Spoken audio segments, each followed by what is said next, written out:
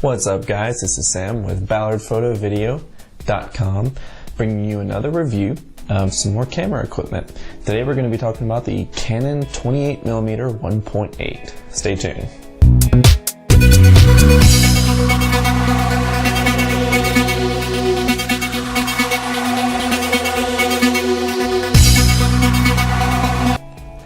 So when you're talking wide-angle lenses, you don't typically think about a 28mm.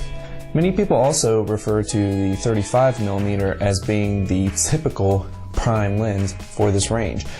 But I actually thought that the 28 added a little extra range when you're trying to get a wide shot, and it still plays to the strengths of a wide-angle lens while not being too wide or distorting the image.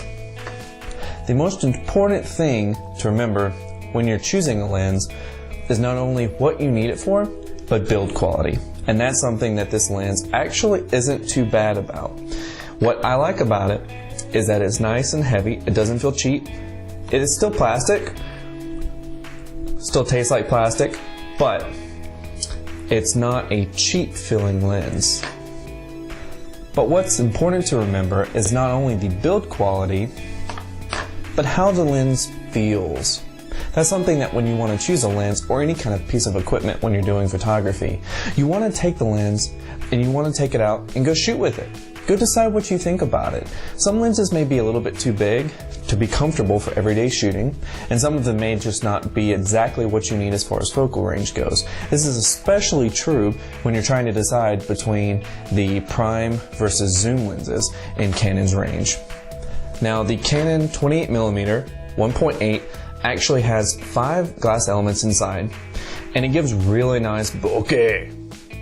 So when you're wanting to choose a prime, a lot of times that's what people are going for. You're wanting superb image quality, light package, well built, and relatively cheap for what you're going for.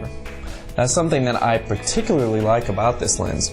You feel like you get what you pay for. It's not too expensive, but it's not too cheap.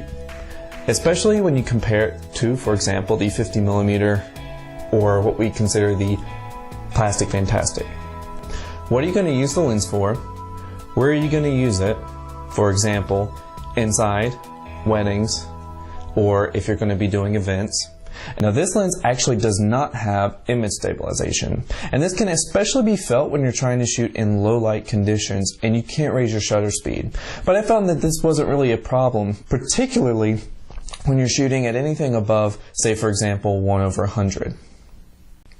To give you guys an example about the size, this is my Canon 7D that we have right here, and this is the 28mm 1.8 mounted to the front of it. It's not too big, it's not too heavy, and it's well balanced for everyday shooting. I particularly like this lens for a walkabout lens. It's not something that I would necessarily take to a shoot. I feel like it's a little bit soft, particularly when you go and try to get into really close range 100% crops. Now, for an everyday lens, I think this lens is great. Considering the fact, and I don't want to talk about price too much, but considering the fact that it's well below $500 for this lens, I believe that it's actually a really great value, because this eliminates the need to carry around a really heavy 24-70, or for example, the next step up, which would be IS, which I believe is also quite a bit heavier, and also very much more expensive, nearly double the cost of its 1.8 non-image stabilization predecessor.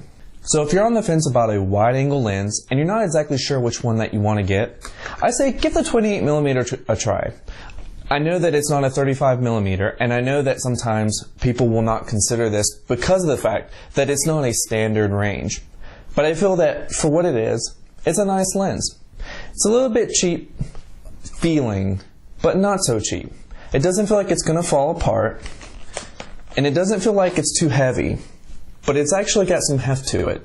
So it does actually do what you need it to do, even though sometimes it can be a little bit soft on the ends that you actually need it most. The 1.8 is wonderful in low light, and for its price, you really can't beat having a 1.8 lens, even though it does not have image stabilization.